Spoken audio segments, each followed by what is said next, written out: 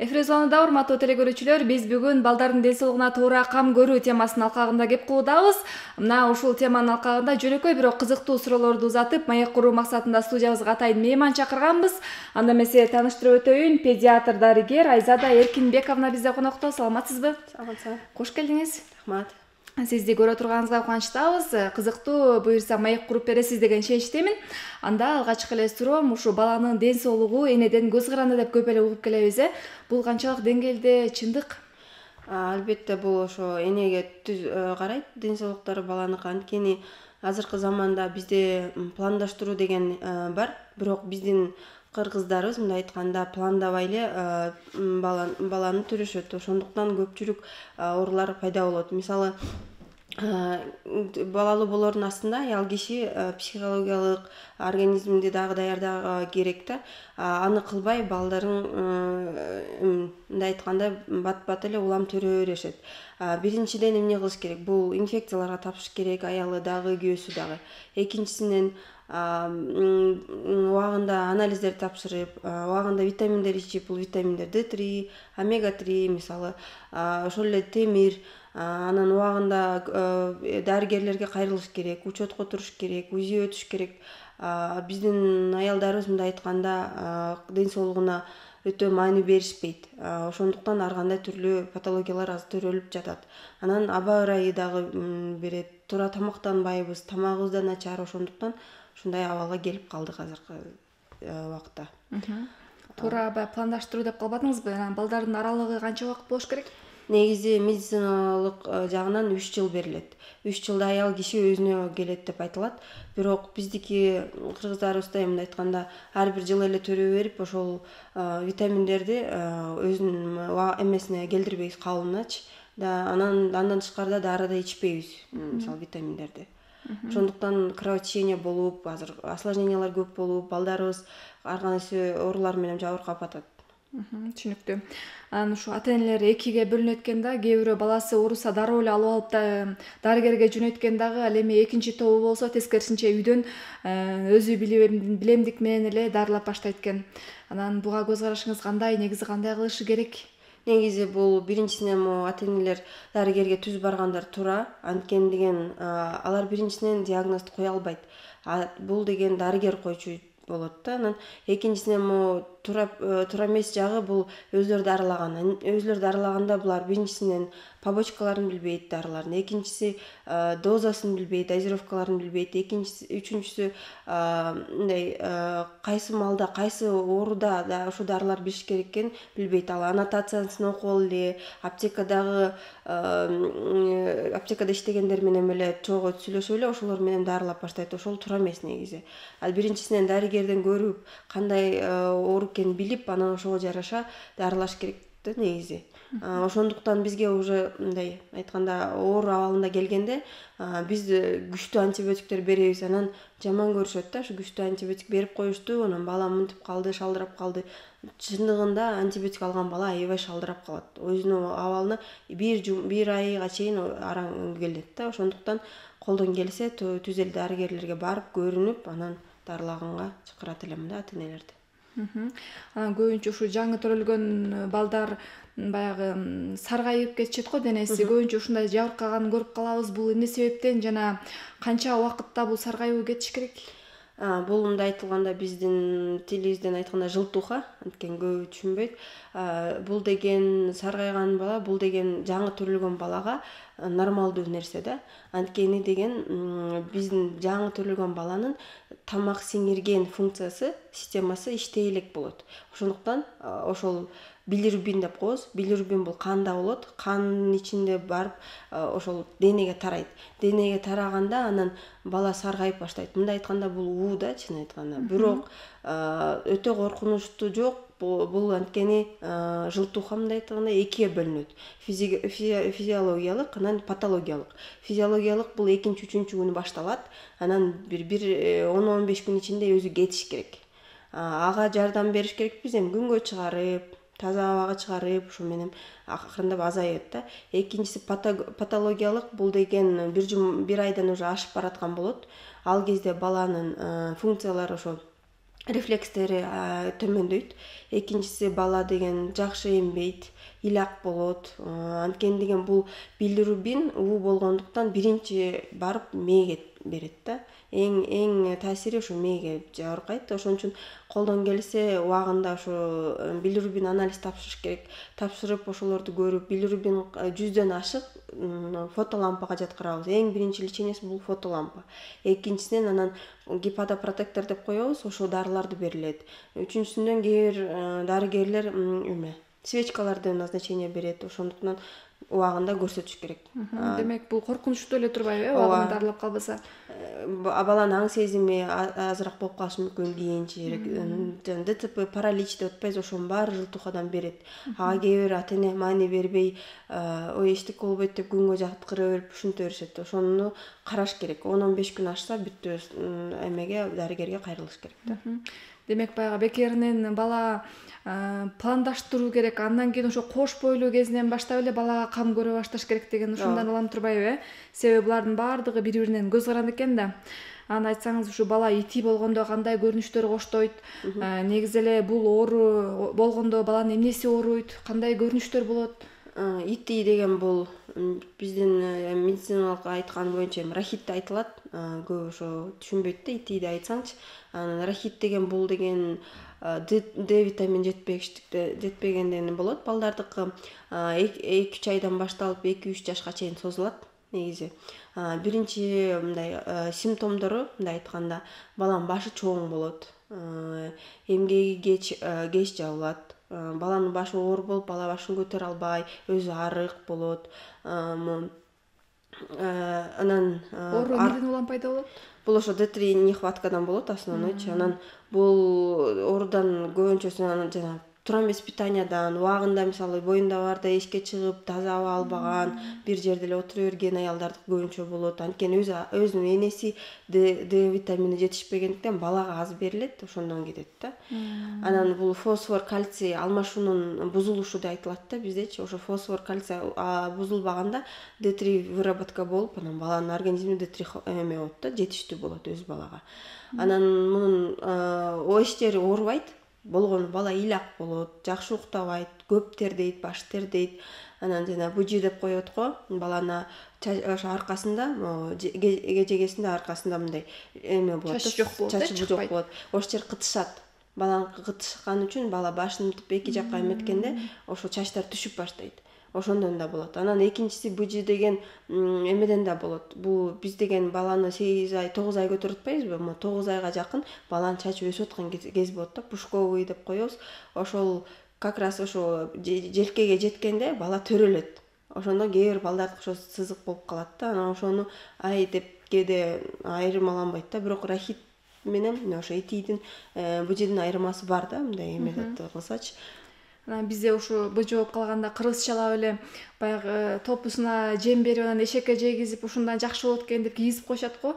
Бул туурабы? Негизи эми туура эмес да. Биринчи ушул кандай жардам берип, кандай профилактика кылыш үчүн күзүндө D3-ни берип башташ керек. Бул профилактикалык жол. Экинчиден билигибиз келсе канча жетишпестик. Ошон үчүн D3 анализи бар. Азыр частный клиникалар алат. Ошону берип, көрүп, кандай нехватка экенин анан берип башташ керек. Негизи нормада баарыбыз ичиш керекпиз да. Аял киши, чоң киши, эркек кишиге эч ким эметпей, анан балага сөзсүз бериш керекпиз. Жайлата бербейт деген бар, андай деле эмес. Кээ бир рахит болуп ооруткан балага D3-ни жайлата да беребиз. Профилактика катары. Күздө уже лечебная доза деп коебуз, ошону берип баштайбыз да. Жанагы баланын эмгегинин кээ бирөө айтып калышат, эрте катыды же болбосо эмгичекти дагы кеч болуп атат, дагы деле эмгеги жумшак деп, бул эмнеден көз каранды болот? Бул мындай да, эмгек деген жагың төлөгөн баланын эки эмгеги болот. Чоң эмгеги, анан кичине эмгеги. Чоң эмгеги бул 3,2, 2,2 деп сантиметр деп коюлат. Бул ошо пальчик менен өлчөйбүз. Ал деген мунун чоң эмгек сөзсүз керек балагачы. Кичи эмгек бул кежегеде болот, ал төрөлгөндөн эле жабылып калат, аны билинбей да калат.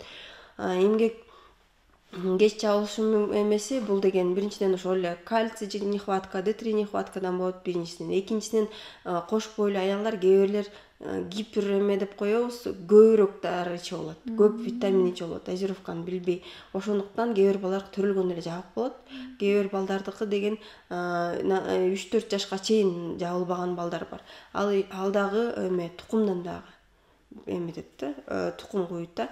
Ошондуктан основной ошо эмеси витаминден кетет. Нехватканын анан бул эмени эмгектин функциясычы, эмгек болбосо көп нерсебиз ордуна келбейт эле. Мисалы, эмгектин функциясы биринчиден бул эмени баштын сөөктөрүн кармап турат. Анткени давление болот да, ошо давлениядан баштын сөөгүн кармап турбаса күч келет да.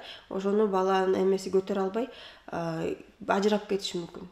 Экинчиси төрөп атканда бул амортизатор деп коебуз. Мындай айтканда, бала төрөлгөнгө эмгек жардам берет. Эмгек төрөлүп баратканда баланын башы кичинерип туруп чыгып берет да. Ошондуктан. Үчүнчүсү ошол эле мисалы температура болгондо бала вентилятор деп коебуз да. Вентилятор болгондо бул деген эмени мындай айтканда ысыкты уже эмгеги менен чыгып кетет баланыкычы. Ал функцияны көбү билбейт да негизи. Анан ошондуктан эмгек эң керектүү нерсе. Анан 1 жашка чейин баланын башы өсөт да. Башы өсүп, лицевой части артка жылганда ошо эмгек жардам берет, ошонун баарын кабыл алат да. Ошон үчүн эмгек менен бүт функция өтүп, бала башы кийинки мозг өскөнгө, мээси өскөнгө, кийинкиге мындай жакшы кабыл алып, жакшы окуганга ошо мээ көп нерсени чечет да. Ошондуктан колдон келсе мындай эмеге маани көп бериш керекпиз да, ошо эмгек жагыначы. Демек баягы өтө эрте дагы катып калышы дагы зыян экен, өтө кеч дагы орточо нормада болуш керек турбайбы? Ооба. Жабылып калган эмгекти балдарын биз витамин бербейбиз, Д витаминди алып салабыз. Анан эмгек эмедечи бала кулаганда дагы, сотрясение албаганга дагы эме берет да, жардам берет.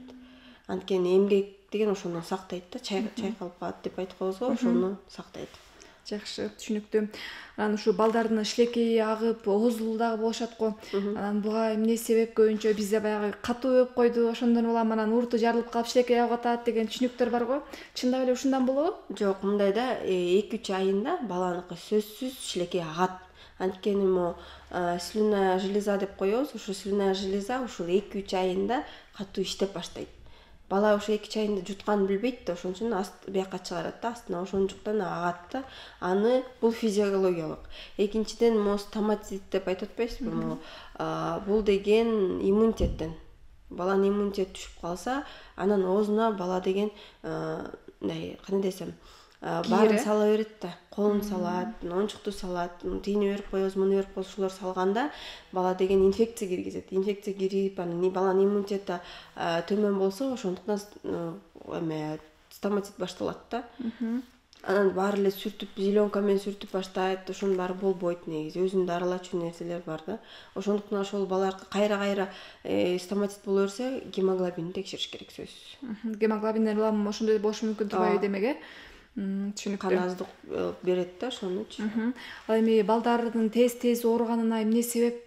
Кээ бир ата-аналарды караса, мындай биринчи баласы болуп, көп билбей, калың кийинтип алып, ошондон ооруттум же өтө жылуу кармап алып, ошондон ооруттум деген бир кептерди угуп келебиз да. Негизги себеби эмнеде болушу мүмкүн? Мындай да, жылуу эме деп антайтып деле болбойт. Негизи баланы колдон келсе жаңы төрөлгөндөн баштап жеңил кармаш керекпиз. Биздики илгерки эмелерибизге көнүп калып жылуу кийинтери чындыгында ошол да туура эмес. Анан биз деген мындай айтканда, орусча айтканда закаливание дегенди кылбайбыз. Орустар негизи көбүрөөк оорубайт да, биздин кыргыздарга караганда. Көлдүн жээгине көбүрөөк алып барыш керек. Таңкы 5-6-да морской воздух деп коебуз, ошо морской воздух менен дем алыш керек. Мисалы, жеңил жүрүп, буту менен кумга бастырып, цементке бастырып, ушулардын баарын кылып, анан иммунитет түшүп калган баланыкы бат-бат оору берет да. Убагында, мисалы, ошол эле анализдер, кайра эле келсек, ошо анализдер гемоглобин, D3, железо, ферритин ушуларды тапшырмайынча, ушулар көтөрмөйүнчө бала кайра оору берет. Анан биздин климатыбыз, ошондуктан ошондон болот. Туура эмес тамактануу, туура тамак бербейбиз, ошондуктан да болушу мүмкүн да. Балдар эмне себептен көбүнчө ушу ларингит оорусу менен көп жабыркап келишет? Мунун себеби эмнеде? Ларингит бул сезонный оору. кыш келгенде көбүнчө суық түшкөндө эле башталат. Мисалы, могу күздө уже башталат, сезону башталат. Бул ларингит мындай, биринчиси бул аллергический. Көбүнчө балдарга аллергик балдарга бат-бат кабыл алат. Андан экинчисинен ларингит деген ошо муздак суу, муздак абадан деп эсептелинет. Жаңы төрөлгөн мисалы кичинекей балдар муздак абадан бат кабыл алат. Мисалы эшикти ачып салсак, көнбөсөчү ошол эле ысык кармап берип, анан бир муздакка чыгарып ийсек эле ошол кармайт да. Анын моундай эмнеден деген эмеси жок. Бирок ошо муздак аба, муздак суудан деп эсептелинет. Анан аллергический фондуку. Бул стридорозное дыхание деп коебуз, стридор болуп калат да, балак дем ала албай калат да. Дем алганда да мындай чыйкылдап үн чыгат да. Мунун биринчи жардамы бул ингаляция. Небулайзер деген аппарат менен ингаляция жасайбыз. Эң биринчи жардамы. Экинчиси бул гормональный препаратты сайылат да. Болбосо үйдөн деле берсе болот, бирок анын дозировкасын билиш керек. Анан ал деген эртең менен эле берилет. Мисалы, азыркы ата-энелер көп эле небулайзер үйүндө бар. Алар уже биринчи помощьту үйдөн эле кылып коюшат да. Ингаляцияны кылганын билишет көп эле. Ошондуктан азыраак кайрылат. Билбеген эмелер уже эмеге барышат да, дарыгерлерге көрсөтүшөт. Бирок түнкүсүн көп кармайт. Көбүнчө ошондуктан түнкүсүн кармап деп мындай дем ала албай калса, тез арада алып барыш керек да. Даже тез жардам чакырып барыш керек да. Анын ушу кичинекей балдардын табитинин жоголуп, мындай тамак жегиси келбей башташат го, ошого эмне себеп болууда? Көбүнчө баягы таттуу берип, анан ошондон улам жебей калды деп угуп келебиз да. Ошо таттуу деген бул деген ач колдум деген мындай айтканда барьерди уктатып салат да. Ошондуктан биринчи колдон келсе балага тамакты берип, анан мен сага таттуу берем деп айтыш керек да. Биз ыйласа эле оймей кой деп кыргыздар эме бере калабыз, таттуу бере калабыз. Ошол туура эмес биринчиден. Экинчиден бала өскөн сайын мындай айтканда табит мындай алмашат да. Эмне жегиси келет, эмнеси жегиси келбейт. Анан ошол эле биздин азыркы фастфудтарыбыз туура эмес, өзүбүз ошолорду алып беребиз. Ошол эле чипсы, кириешки, кола, фанта ошонун баары таттуу да. Алар деген ошо ачка кылдырбайт мындай айткандачы. Бала тоок жүрө берет да. Колдон келишчи бала мындай 6 айдан баштап баланы үйдөгү тамак менен тамактандырыш керекпиз. Биздикилер аз болсо чын айтканда мына там фрутоняня, ошондой агуша ошолорду алып беришет да. Мындай действительности бул эме да, мындай кандай десем, жакшы көрүнөт, муну алып берип атам балама деп, бирок андыктан ал бала кийин эмеси башка болуп калат. Ошол эле сосиска сурап баштайт, колбаса сурап баштайт. Андан көрө колдо эмне тамак болсо ошону бергенге аракет кылыш керек да. Алардын сыртында бир көптөгөн бир 10 ашык витаминдерди жазып коет го, ушунун баары камтылган, мынча микроэлемент бар деп, анан ата-энелер ошону көрүп алып кызыгып берип атса керек. Ошондон да болушу мүмкүн. Балким баары эле болуш керек. Жасап аткан производитель деле ага эме берет да. Бирок мен көп ошону чын айтканда алып көргөн эмесмин. Мен балдарым ичип жеп көргөн эмес, аны мен эмете албайм. Анан бирок мындай алып турат да көпкөчү, магазинде турат, алып келинет. Анан ошо мен ошол жерден кичине мындай эме кармайм да, мындай мага жакка бербейт да. Мисалы жаңы жасалган нерсе, өзүң колуң менен жасаган нерсе бар деле билесиң да эмне коштуң, анан балаңа берсең да балаң ошого берет. Коопсуз. Биз болсо кой деп тиги бала тиги алып берип атыптыр деп ошого карап да алып беребиз. Ошону туура эмес да негизи. Анан ушу баланын тилинин кеч чыгышы бүгүнкү күндө бир көйгөйлүү маселеге айланды десем болот. Себеп дегенде көпчүлүк ата-энелер ушу логопед издеген ата-энелерди көрүп жүрөбүз. Тили туура эмес чыгып атат, туура эмес сүйлөй албай атат, түнт болуп атат деген сыңары. Мунун кесепети эмнеде, себеби эмнеде? Ошол эле мисалы төрөп аткан кезде родовой травма деп атпайбызбы? Ошол кезде туура эмес, кандай десем, баланын башы кысылып калганда, ар кандай гипоксия деп коебуз, асфиксия, ошолор болгондо ошонун баары маанилүү да. Анан убагында биз мисалы 1,5 айында УЗИге жиберет көбүнчө дарыгерлерчи, ошо УЗИни өтпөйт. Убагында ошонун баарын көрүнбөйт, ошол да таасир берет. Анан экинчиден телефон, мындай айтканда. Биз гаджет деп коебуз, эми азыр ошолорду биз бергенде бала менен сүйлөшпөйбүз. Мурун сүйлөшүп, ойноп, эметсең баланын кандай десем, аң сезими көбүрөөк иштеп, тактильный чувство деп коебуз, ошолор көбүрөөк иштечи. Азыр болсо биз ыйлабасын деп эле телефон карматып коюп эле ошол кылып коебуз. Анан ошо телефонду карап эле бала өзү сүйлөсө сүйлөйт, сүйлөбөсө жок. Анан кеч эметкендики көбүрөөк ошо туура сүйлөш керек. Ар бир нерсени биз эркелетип бир сөздү айтканда бала ошого көнүп калып, анан ошону эле сүйлөп калат да. Колдон келсе ошо көбүрөөк сүйлөшүп, логопедке действительно көп кайрылып калышты, анткени ошо эмеси развитие мындай айтсам аң сезими көбүн балдардыкы төмөндөп калды да. Анда мисалы даже окууга эмеси жок да.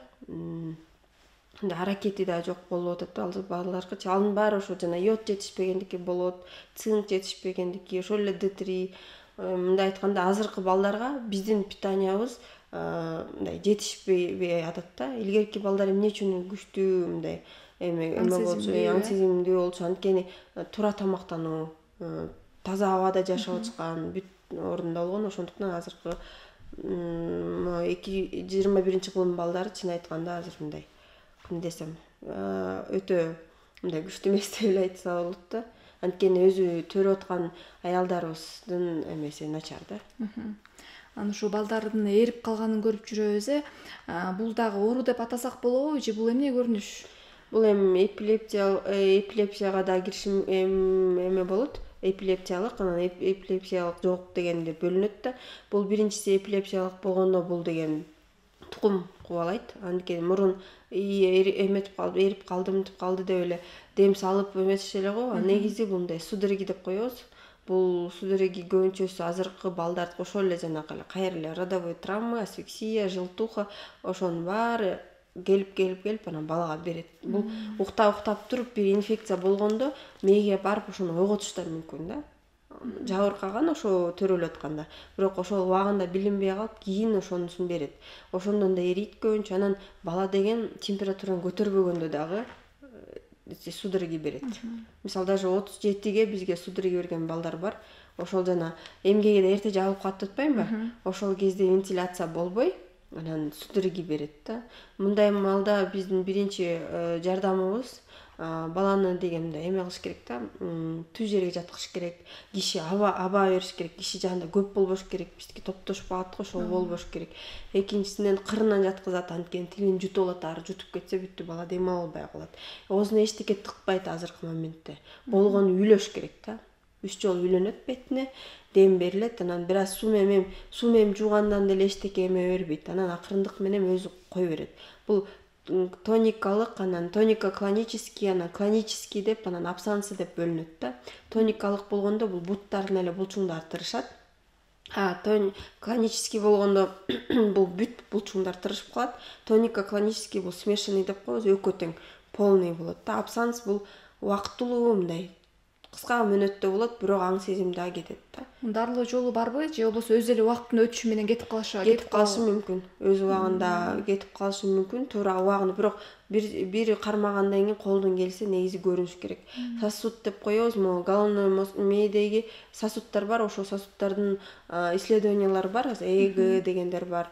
Ошолорго бир сыйра өтүп көрүнүш керек да. Бүгүнкү күндө ушу балдардын саламаттыгына жалпы жонунан кандай баа берсек болот? Көбүнчө балдар эмне оору менен жабыркап көп кайрылышат жана аны кантип алдын алсак болот? Негизи биринчиден бул мына уже күз келатат. Күз келгенде башталат бизге ОРВИ башталат. ОРВИден кийин ошол эле жана ларингит башталат, пневмония, бронхит, бронхиолит деп коет. Ушулар башталат. Негизи чын айтканда биздин балдарыбыздын азыркы абалы начар оору жагынан. Анткени алдын ала албайбыз. Мындай көп маани бербейбиз ооруларына. Ошон үчүн колдон келсе ошол эле чек-ап деп коет. Азыркы айткан мамочкалар ушинтип эметип калыптыр да. Чек-ап деген бул барып баланын изилдөө да, мындай айтканда. Бүт анализдерин убагында тапшырып, баарын көрүп, курттарга анализ тапшырып, ошолордун баарын көрүп, бир сыйра баланы дарылайбыз. Анан могу жайында ошол эле жанагы айтып атпаймынбы, эме деп көбүрөөк закаливание деп, ошону кылыш керек. Көбүрөөк эртең менен эрте тургузуп, таза аба берип, туура тамактандырып, ошонун баарын кылыш керекпиз. Андыктан биздин кандай десем, биз ага убактыбыз жок. Биз иштейбиз, акча табыш керекпиз, балдарды чоңойтуш керекпиз. Ден соолугуна көп маани бербейбиз да. Демек баары эле кайра ошого такалып турбайбы? Баланын кичинекей кезинен туура кам көрүп, ошол эле туура тамактануусуна жакшы көңүл бөлсөк, ден соолукта болушун кепилдейт экен, Анда сизге терең ыраазычылык билдиребиз. Таң эрте келип биздин меймандарыбызга мына ушундай пайдалуу, жагымдуу маек куруп бергениңиз үчүн анда сизге эркин микрофон болсун. Урматтуу телекөрүүчүлөр, эң башкысы ден соолукта болгула, балдарыңар аман болсун. Ошо биздин Кыргызстаныбыз өнүгө берсин. Ошо жакшылыкта эле жүрөлүк. Чоң рахмат сизге, ыраазычылык билдиребиз. Ал эми биз бүгүн балдардын ден соолугуна туура кам көрүү темасынын алкагында кеп кылдык. Биздин куттуу студиябыздын мейманы педиатр дарыгер Айзада Эркинбековна конокто болду. Ал эми Көл таңы берүүсү өз эфирин алдыга карай улантат.